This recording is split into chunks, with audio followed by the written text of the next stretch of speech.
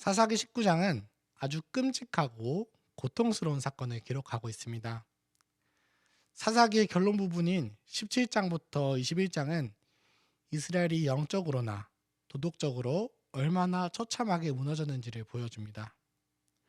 17장과 18장은 우상숭배라는 영적인 음란을 다루었다면 오늘 19장은 그 영적인 타락이 어떻게 실제적인 성적인 타락과 폭력으로 이어지는지를 보여줍니다. 이 모든 비극의 중심에는 그때 이스라엘의 왕이 없었으므로 라고 하는 말씀이 반복되고 있습니다. 진정한 왕이신 하나님의 통치를 저버린 백성들이 어디까지 추락할 수 있는지 이 오늘 본문을 통해서 함께 살펴보겠습니다. 이 사건은 한 레위인으로부터 시작됩니다. 레위인은 하나님이 정해주신 거주지에서 백성들에게 말씀을 가르치고 재판하며 성막의 일을 도와야 하는 사람입니다. 그러나 본문의 레위인은 에브라임 산지에서 거류하고 있습니다. 백성들이 레위인들을 정상적으로 지원하지 않았는지 혹은 그의 탐욕으로 다른 곳으로 이사했는지는 정확히 모릅니다. 하지만 분명한 것은 그가 사명의 자리를 떠나서 떠돌이 생활을 하고 있다는 것입니다. 그리고 그는 첩을 두었습니다. 그런데 그 첩이 음행을 하고 친정인 베들레헴으로 도망을 갔습니다. 레위인은 그녀를 찾으려고 베들레헴의 그 장인의 집으로 갔습니다. 여기서부터 우리가 주목해서 보아야 할 것은 레위인의 마음입니다. 3절에 보면 그는 첩에게 다정하게 말하려고 합니다. 장인의 집에서 5일 동안 머물면서 그의 마음은 먹고 마시고 즐기는 그 쾌락에 빼앗겼습니다. 원래 이 레위인은 3일째 되는 날에 떠나려고 했습니다. 하지만 정욕과 안일함에 묶인 나머지 떠나야 할 때 떠나지 못하게 됩니다. 이 모습은 삼손이 들릴라에게 마음을 빼앗겼던 그 장면을 떠올리게 합니다. 영적인 지도자가 말씀의 중심을 잃고 육신의 즐거움에 빠졌을 때 그는 더 이상 백성을 인도할 빛이 되지 못합니다. 성경은 우리에게 너희가 육신대로 살면 반드시 죽을 것이로되 영으로서 몸의 행실을 죽이면 살리니 하고 로마서 8장에서 말씀하고 있습니다. 결국 5일째 되는 날 오후 늦게서야 길을 떠난 레위인 일행은 베냐민 지파의 성읍 기브아에 도착합니다. 당시 여부수 지역, 즉 예루살렘은 아직 이방인들이 살고 있었기 때문에 레위인은 안전을 위해 동족이 살고 있는 기브아로 향했습니다. 그러나 하나님의 백성이 사는 그곳에서 아무도 나그네였던 그들을 영접하지 않았습니다. 당시 이스라엘의 환대의 정신은 이미 사라져 버렸습니다. 다행히 에브라임 출신의 한 노인이 그들을 영접하여 집으로 들였습니다. 레위인은 자신이 여호와의 집으로 가고 있는 중이라고 말했습니다. 겉으로는 여호와를 찾는 듯이 보입니다. 하지만 그의 삶은 이미 음행과 무질서로 얼룩져 있었습니다. 이 레위인의 위선적인 상태가 곧 닥쳐올 비극의 전조가 됩니다.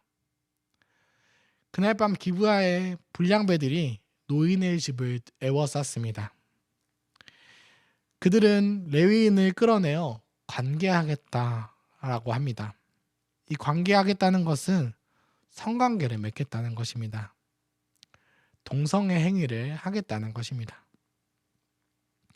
노인은 자기 딸이나 첩을 대신 내어주겠다고 했습니다.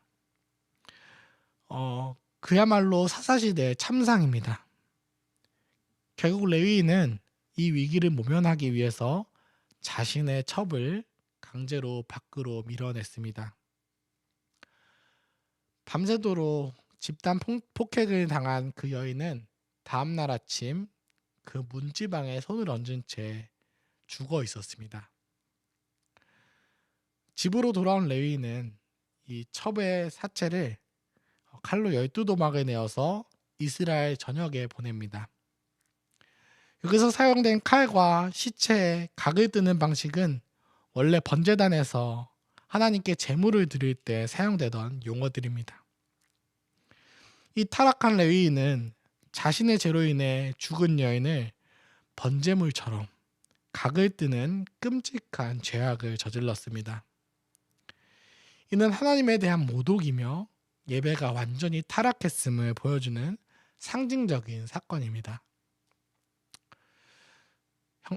형제자매 여러분, 이 시대에도 혼인과 성의 순결이 무너지는 이러한 현상들이 너무나 만연합니다. 성적인 무질서가 너무나 당연한 이 시대에 사사시대의 기브아의 모습과 너무나 닮아 있습니다. 영적인 순결이 무너지니 삶에서도 도덕적인 기준은 각자의 소견에 오른 대로 행합니다. 지금 이 시대에도 예배가 무너지면 삶은 엉망이 되게 됩니다. 가정을 지키고 성적인 유혹으로부터 승리하려면 먼저 바른 예배가 회복되어야 합니다. 내 눈에 보기 좋은 대로, 내 소견에 옳은 대로 행하는 것은 죄의 시작입니다. 우리 삶의 진정한 왕이신 예수 그리스도께 우리 삶의 주권을 내어드립시다. 십자가에서 우리 죄를 위해 영원한 제사가 되신 그리스도를 의지할 때만 우리는 거룩함을 유지할 수 있습니다. 오늘 하루도 우리 마음에 감사의 번제와 화목제를 기쁘게 받으시는 성령님과 동행합시다.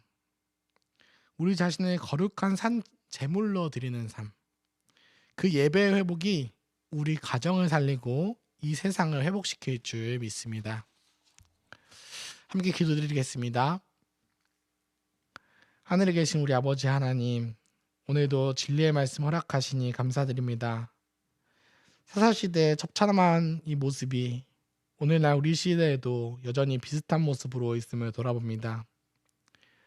영적인 지도자들이 사명을 잃고 성도들이 세상의 정욕에 물들어서 소돔과 고모라 때처럼 변해가는 이 시대의 아픔을 긍휼히 여겨주시옵소서. 우리 안에 있는 모든 음란과 폭력, 자기중심적인 소견을 십자가 앞에 내려놓습니다. 우리 삶의 진정한 왕이신 예수 그리스도를 그 통치 아래 살아가게 하시옵소서.